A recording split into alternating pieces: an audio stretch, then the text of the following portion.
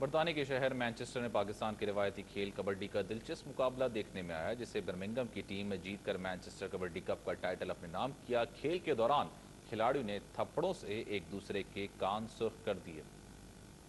برطانیہ کے شہر مانچسٹر میں پاکستان کے روایتی کھیل کبڈی کا میچ برمنگھم بامقابلہ مانچسٹر میں منعقد ہوا۔ اس کبڈی میچ کا انعقاد مانچسٹر سٹی کونسل کے تعاون سے ہوا۔ میچ دیکھنے کے لیے شائقین برطانیہ بھر سے آئے۔ دونوں ٹیموں نے شاندار کھیل کا مظاہرہ کیا۔ دونوں ٹیموں میں پاکستانی، کشمیری اور بھارتی کھلاڑیوں نے حصہ لیا۔ پاکستان کی اور انڈیا کی اور وہاں سے جو ایک روایت چل کر کبڈی کے حوالے سے یہاں برطانیہ میں پہنچ گئی ہے، یہ میں سمجھتا ہوں کہ ایک ہماری تہذیب، ہمارے کلچر کے فروغ میں بہت ایک اہم کردار ادا کر سکتی ہے۔ کبڈی دو قسم کی ہوتی ہے، ایک عام کبڈی اور ایک تھپڑوں والی کبڈی۔ یہ تھی فری سٹائل تھپڑوں والی کبڈی۔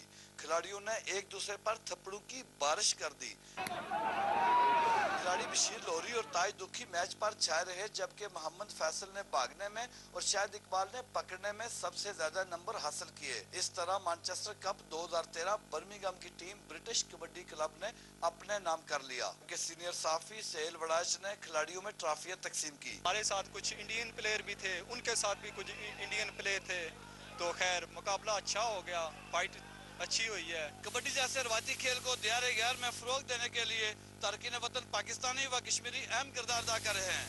حکومت پاکستان اگر توجہ دے تو کبڈی جیسے روایتی کھیل کو دنیا بھر میں فروغ مل سکتا ہے۔ ارشد رچال، AIY نیوز، مانچسٹر۔ امریکی ریسلر کیون نیش نے کہا ہے کہ وہ دبئی میں